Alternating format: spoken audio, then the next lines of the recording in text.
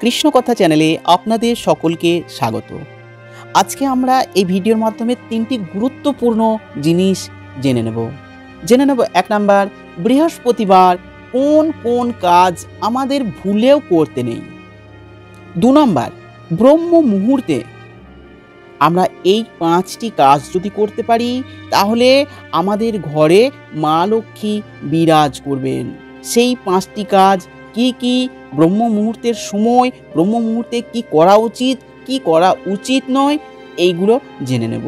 এবং 3 নাম্বার হচ্ছে সন্ধেবেলায় কোন জিনিসগুলি দেখলে আমরা নিশ্চিত হব যে আমাদের ঘরে মা লক্ষ্মীর বসবাস। তাহলে আসুন আমরা আজকের এই 3টি খুবই গুরুত্বপূর্ণ কথা শুনে নিই। বৃহস্পতিবার হলো ভগবান শ্রীবিষ্ণুর দিন।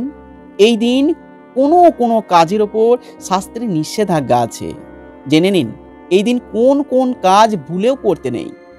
সনাতন ধর্ম অনুসারে সপ্তাহের একটি দিন একজন দেবতার উদ্দেশ্যে নিবেদিত। সেই হিসাবে বৃহস্পতিবার হলো ভগবান নারায়ণের দিন।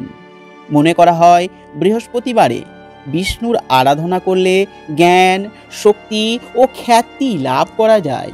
তার সঙ্গে বৃহস্পতিবারে বিষ্ণুপ্রিয়া দেবী লক্ষ্মীর পুজো করার রীতিও প্রচলিত আছে। তাহলে মা লক্ষ্মীর আশীর্বাদে সম্পদ ও সম্পত্তি লাভ করা যায়। জ্যোতিষশাস্ত্র অনুসারে বৃহস্পতিবারের গ্রহ অধিপতি হলো গুরুগ্রহ বৃহস্পতি। এই দিন কয়েকটি নিয়ম মেনে চললে জন্মছকে বৃহস্পতির অবস্থান শক্তপোক্ত করা যায়। কোষ্ঠীতে বৃহস্পতি দুর্বল অবস্থানে থাকলে জাতক আর্থিক সমস্যার মধ্যে পড়েন, এমনকি খাদ্যাভাবেও জেরবার হতে হয় তাকে। দুর্বল বৃহস্পতির প্রভাবে সমাজে মান সম্মান হানি ঘটে এবং স্বাস্থ্যের ওপরেও প্রতিকূল প্রভাব পড়ে। অনেক সময় বৃহস্পতিবারে আমরা জ্ঞানে বা অজ্ঞানে এমন অনেক কাজ করে ফেলি যা জন্মছকে বৃহস্পতির অবস্থানকে দুর্বল করে তোলে এবং মা লক্ষ্মী ও নারায়ণকেও অপ্রসন্ন করে তোলে। আসুন আমরা জেনে নিই শাস্ত্র অনুসারে বৃহস্পতিবার দিন কোন কোন কাজের ওপর নিষেধাজ্ঞা আছে। 1, বৃহস্পতিবারে ভুলেও চুল বা নখ কাটবেন না। এই কাজ করলে আপনার সন্তানেরও কোনো ক্ষতি হতে পারে এবং সংসারে অমঙ্গল হতে পারে। 2, আপনি পুরুষ হন বা নারী, বৃহস্পতিবারে চুল ধোয়া উচিত নয়। এর ফলে জন্মছকে বৃহস্পতির অবস্থান দুর্বল হবে। এছাড়া এই কাজ করলে দাম্পত্য জীবনে সমস্যা দেখা দেবে এবং সন্তানের দিক থেকে খারাপ খবর আসতে পারে। 3, বৃহস্পতিবারে দক্ষিণ পূর্ব বা দক্ষিণ পশ্চিম দিকে মুখ করে বসে ভগবানের পুজো করবেন না। বিশেষ করে বৃহস্পতিবারে দক্ষিণ দিকে মুখ করে বসে কখনোই ভগবানের আরাধনা করা উচিত নয়। 4, বৃহস্পতিবারে ভুলেও প্রবীণ কারোর সঙ্গে খারাপ ব্যবহার করবেন না। 5, ভুলেও কোনোভাবে এই দিন আপনার শিক্ষক বা গুরুমশাইয়ের সম্মানহানি করবেন না, তাহলে আপনি মহাপাপে জর্জরিত হয়ে যাবেন। 6, অফিসে আপনার বস বা ঊর্ধ্বতন কর্তৃপক্ষের সমালোচনা এদিন কোনোভাবেই করা উচিত নয়। 7, বৃহস্পতিবারে মিথ্যা কথা বললে তার অশুভ প্রভাব পড়ে আপনার জীবনে। 8, বৃহস্পতিবারে কোনো ধর্ম বা কোনো দেবতার সম্পর্কে কোনো খারাপ কথা বললে আপনার বড় ক্ষতি হয়ে যেতে পারে। তাই বৃহস্পতিবারে এই সমস্ত খারাপ দিকগুলো থেকে নিজেকে দূরে সরিয়ে রাখুন এবং বৃহস্পতিবারে সন্ধ্যেবেলায় মা লক্ষ্মীর আরাধনা করুন, লক্ষ্মী দেবীর পাঁচালি পাঠ করুন এবং ঠাকুরের বন্দনা করুন। আসুন এবার শুনে নেব ব্রহ্ম মুহূর্তে কোন 5টি কাজ করলে মা লক্ষ্মী ঘরে বিরাজ করবে। শাস্ত্রে ব্রহ্ম মুহূর্তের বিশেষ গুরুত্বের কথা উল্লেখ আছে। মনে করা হয় এই সময়টা ঈশ্বরের সময়। জেনে নিন ব্রহ্ম মুহূর্তে কোন কোন কাজ করা জরুরি। হিন্দু ধর্মে ব্রহ্ম মুহূর্ত হলো বিশেষ গুরুত্বপূর্ণ। বলা হয়ে থাকে এই সময় যে কাজই করা হোক না কেন তাতে সাফল্য লাভ করা যায়। ব্রহ্ম মুহূর্তে ঈশ্বরের আরাধনা, তার আশীর্বাদ লাভ করা সম্ভব হয়। শাস্ত্রে ব্রহ্ম মুহূর্তের গুরুত্বের কথা বলা আছে। ব্রহ্ম বা ব্রহ্মা অর্থে ঈশ্বর এবং মুহূর্ত হলো সময়, অর্থাৎ ব্রহ্ম মুহূর্ত হলো ভগবানের সময় বা ঈশ্বরের সময়। বলা হয়ে থাকে যে ব্রহ্ম মুহূর্তে পরিবেশে পজিটিভ এনার্জি অত্যন্ত বেশি মাত্রায় থাকে। প্রচলিত বিশ্বাস অনুসারে এই সময় দেবদেবীরা তাদের ভক্তদের আশীর্বাদ করতে স্বর্গলোক থেকে মর্ত্যলোকে নেমে আসেন। সেই কারণে ব্রহ্ম মুহূর্তে পুজো করলে তার বিশেষ ফল পাওয়া যায়। আসুন জেনে নিন ব্রহ্ম মুহূর্তে কোন কোন কাজ করলে মা লক্ষ্মীর কৃপা আপনার উপর বর্ষিত হবে।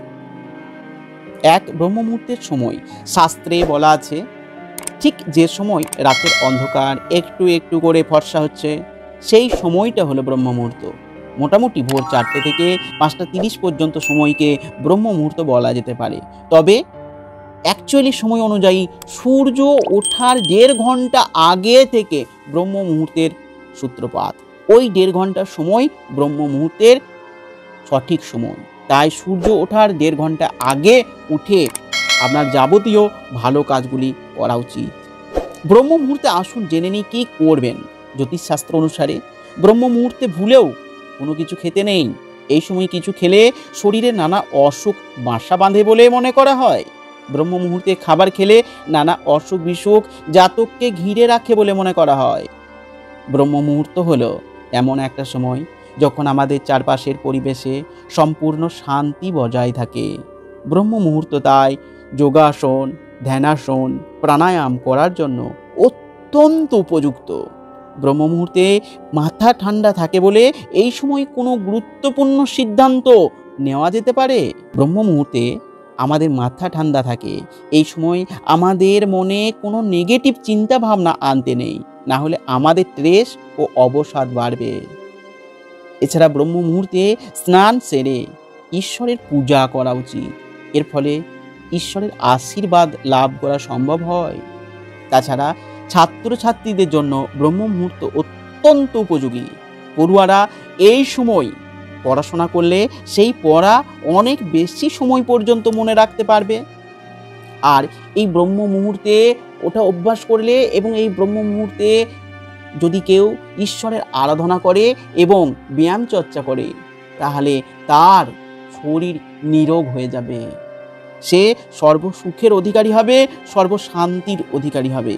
তাই আসুন আমরা সকলেই ব্রহ্ম মুহূর্তে উঠে নিজেরা ব্যায়াম চর্চা করি, প্রাণায়াম করি এবং ভগবানের চরণে নিজেদেরকে সমর্পণ করি।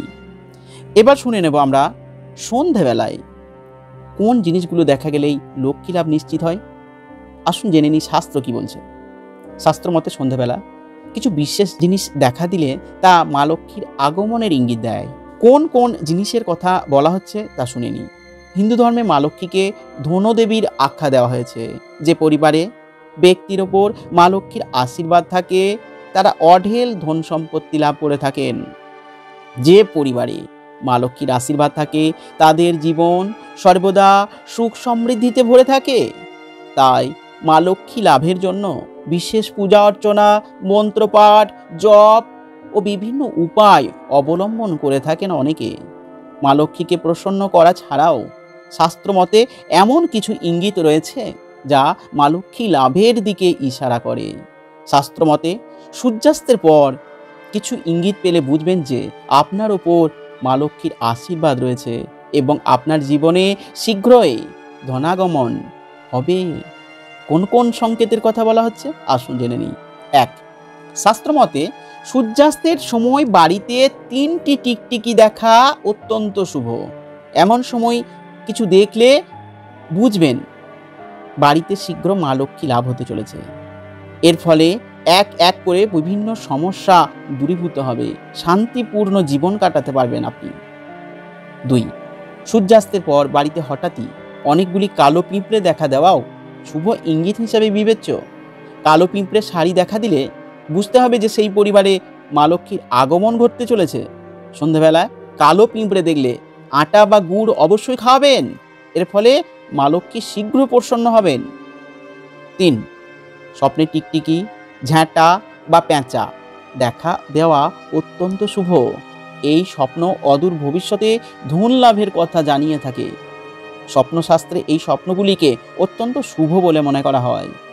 4, বাড়িতে পাখি বাসা বাঁধাও শুভ সংকেত। ভাগ্যবান ব্যক্তিদের বাড়িতে পাখি এসে বাসা বাঁধে। এমন পরিস্থিতিতে পরিবারে সর্বদা সুখ সমৃদ্ধি বজায় থাকে। দিন প্রতিদিন আমদানি বাড়তে থাকে। 5, স্বপ্নে পেঁচা বা ঝ্যাঁটা দেখা শুভ। এমন স্বপ্ন মা লক্ষ্মীর আগমনের ইঙ্গিত দেয়। এই ইঙ্গিত পাওয়ার পাশাপাশি কিছু উপায় করলে মা লক্ষ্মী প্রসন্ন হন এবং পরিবারে সুখ সমৃদ্ধি বৃদ্ধি পায়। কি কি উপায়ের কথা বলা হচ্ছে আসুন আমরা শুনে নিই।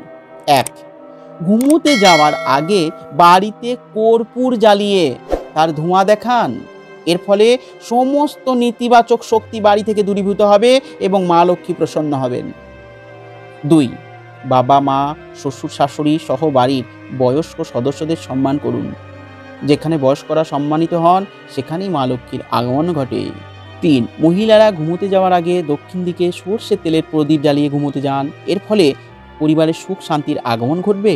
প্রতিদিন প্রদীপ জ্বালানো সম্ভব না হলে সেই দিকে একটি বাদ জ্বালিয়ে দিন। সন্ধ্যা 7টার পর এই উপায় করতে পারেন। 4, বাড়ি অগোছালো করে রাখবেন না। আবার চটি জুতো ছড়িয়ে ছিটিয়ে রাখা উচিত নয়। এমন হলে মা লক্ষ্মী রুষ্ট হতে পারেন। তাই বাড়িঘর সবসময় পরিষ্কার পরিচ্ছন্ন রাখুন এবং বাড়িতে কোনো রকম ময়লা আবর্জনা জমতে দেবেন না। বাড়িতে কোনো রকমের দুর্গন্ধ হতে দেবেন না।